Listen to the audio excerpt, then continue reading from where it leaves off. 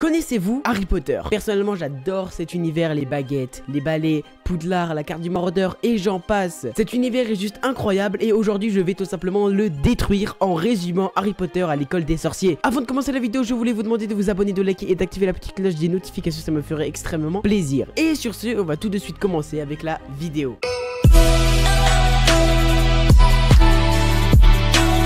En gros, Harry Potter à l'école des sorciers, c'est l'histoire d'un gosse qui a perdu ses parents parce qu'ils ont été tués par un gars qui s'appelle Voldemort. Et ce gars, il est tellement méchant qu'on n'a pas le droit de prononcer son nom. Donc pour le reste de la vidéo, on va l'appeler celui dont on ne doit pas prononcer le nom. C'est beaucoup trop long. On va l'appeler Bernard. Donc Bernard a tué les parents de ce gosse. Et ce gosse, c'est Harry Potter. Et il a également essayé de tuer Harry. Sauf que Harry, comme c'est un beau gosse, il a survécu. Donc il a été emmené chez son oncle et sa tante qui sont extrêmement chiants. À tel point que c'est Harry qui doit préparer le petit déjeuner pour tout le monde. Il doit même supporter les caprices de son cousin Dudley parce qu'il a 36 cadeaux et que selon lui, c'est pas assez 36 cadeaux. De mon temps, on avait seulement une orange et on était très heureux comme ça.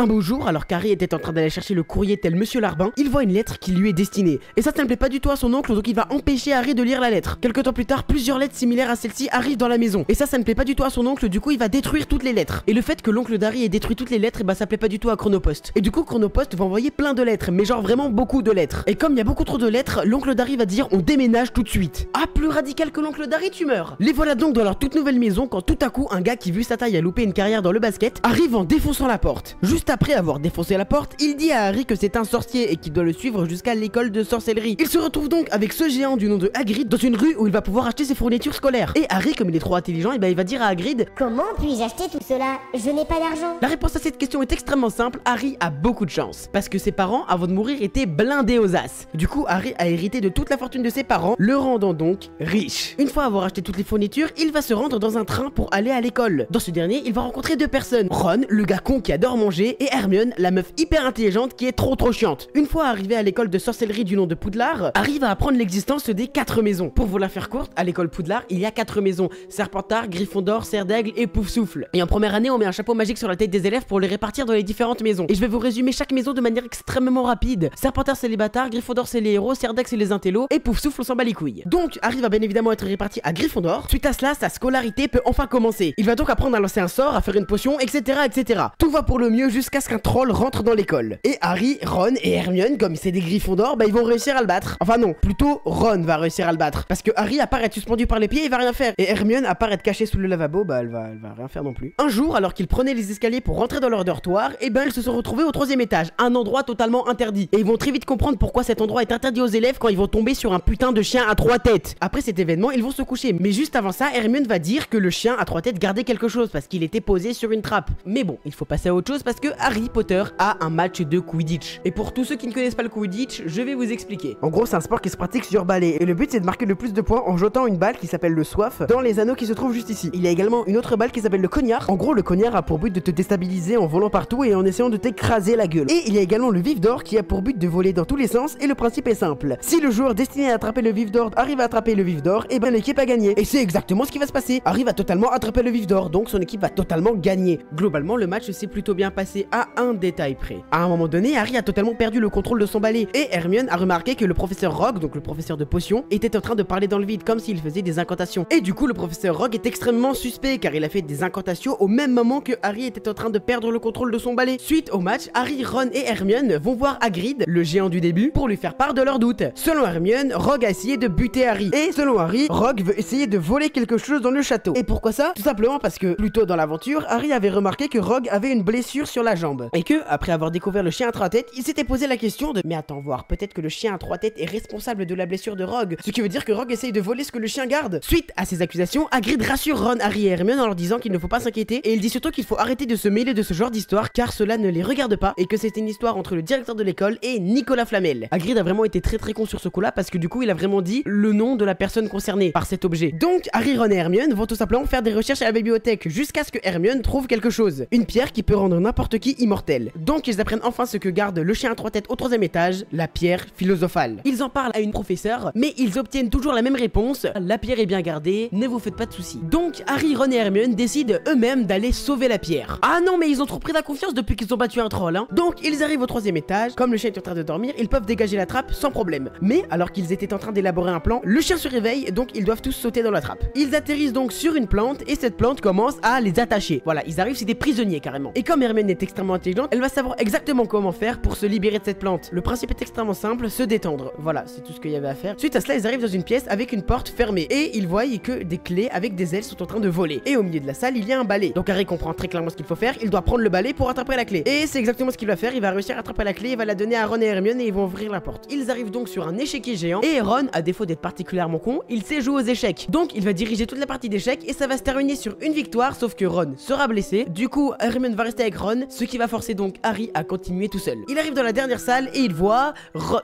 Hein? C'est qui lui? Ah mais c'est l'autre con là, c'est un prof, en gros il sert à rien quoi. En gros il est juste là pour servir de méchant. Mais bon, on n'a même pas le temps de respirer que ce Books est en train d'enlever son foulard. Et là tout à coup révélation, Bernard était derrière sa tête depuis le début. S'ensuit donc un combat épique qui dure vraiment très longtemps. Non vraiment pas, Harry touche le gars et il désintègre. Voilà, hein, ne me posez pas de questions, c'est comme ça. Suite à cela, le fantôme ou je ne sais quoi de Voldemort sort de la poussière et transperce Harry. Harry va donc se réveiller à l'infirmerie et le directeur va lui expliquer pourquoi est-ce qu'il a réussi à désintégrer le gars juste en le touchant. La raison c'est que l'amour. Voilà, l'amour. Ne me posez pas de questions, voilà. Suite à cela, Harry sort de l'infirmerie, il retrouve Ron et Hermione et il retourne chez son oncle et sa tante. Et voilà, c'est la fin de cette vidéo, j'espère que ça vous aura plu. Si c'est le cas, n'hésitez pas à vous abonner, à liker, à activer la petite cloche de notification. Et moi je vous dis à la prochaine, ciao.